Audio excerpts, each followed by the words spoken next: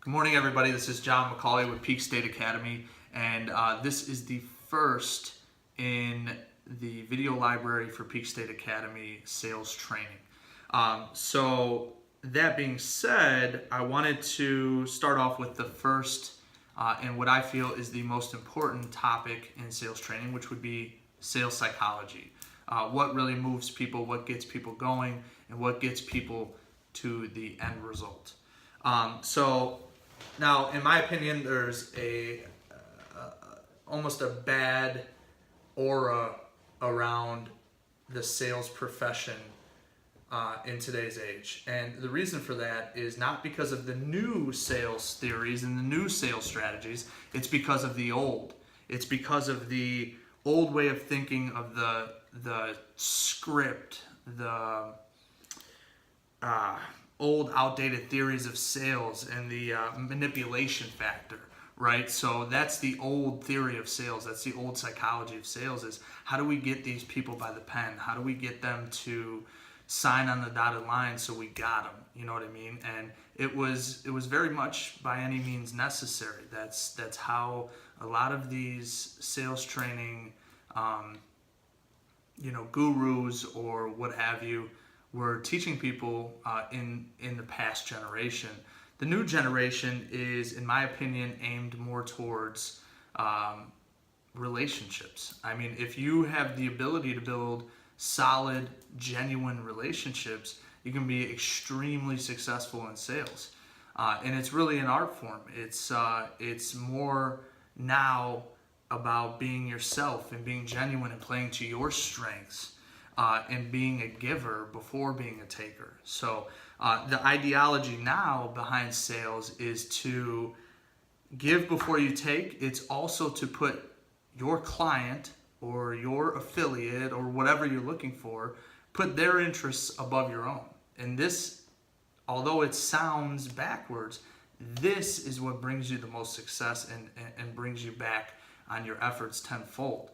And this can be used in any type of sales. So there's two main types of sales, right? There's in person and there's over the phone, but with the same principles, right? I mean, obviously one is a little easier than the other. Mine, for my opinion, in person is a lot easier, just because there is less trust barriers to overcome. You're meeting the person face to face. They can get a good grasp for who you are and how you present yourself, and immediately it could break the trust barrier there, or the opposite, depending on how you present your case and how you communicate. Now, over the phone is a little more difficult because obviously there's a lot of trust issues there. People do not want to be sold anymore, right? So if you're in an occupation where you're speaking to people over the phone and you're either looking for some type of referral partner relationship long term, or you're looking for some type of client close right then and there in the first call, then you have to be so refined with your skill set that you're closing them all. Otherwise, you're gonna flop. You're not gonna be successful. And what that takes, in my opinion, is relationship building. What's going to determine your success if you're some type of phone sales, or you're cold calling, or you're calling off a lead list, or you're calling local businesses, whatever type of sales you're in. If it's over the phone, you have to be so good at building rapport. You have to be so good at getting off topic and kind of touching to the person's emotions.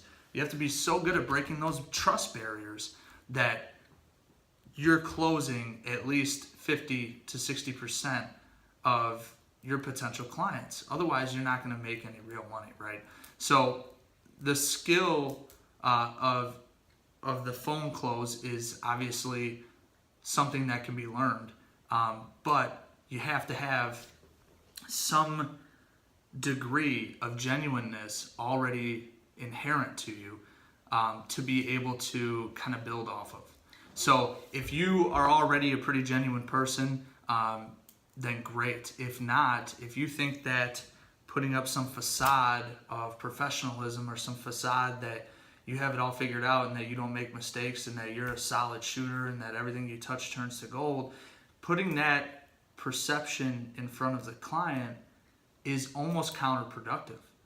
For a client to see a little vulnerability, to see a little genuineness, to see you maybe stumble a little bit or laugh a little bit with the client, or maybe you have a fault and it becomes apparent, and you draw the light to it and you say, this is one of my problems, and you guys kind of have a little moment there. That's when you build the relationship, and that's when you get the close.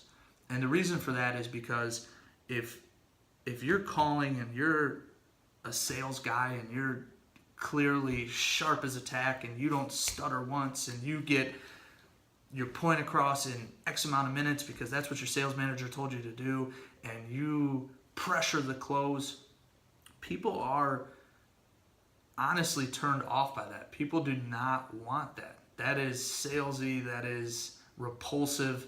People don't want that. That's how you get hung up on. That's how you get, low numbers at the end of the month. And the reason for that is because you're not genuine. You're not building a relationship. They don't feel that you care for them.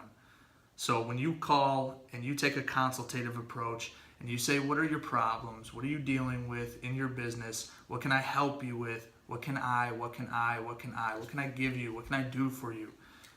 Where can I fit in? Don't bring up money. Don't bring up the close. Don't bring up the sale. It's all about the relationship. Build the rapport, build the relationship, and the money will come. That's my tip for today. Definitely check us out at peakstateacademy.com and sign up for our daily motivational message, which will come to you via email. Quick message, start your day off the right way.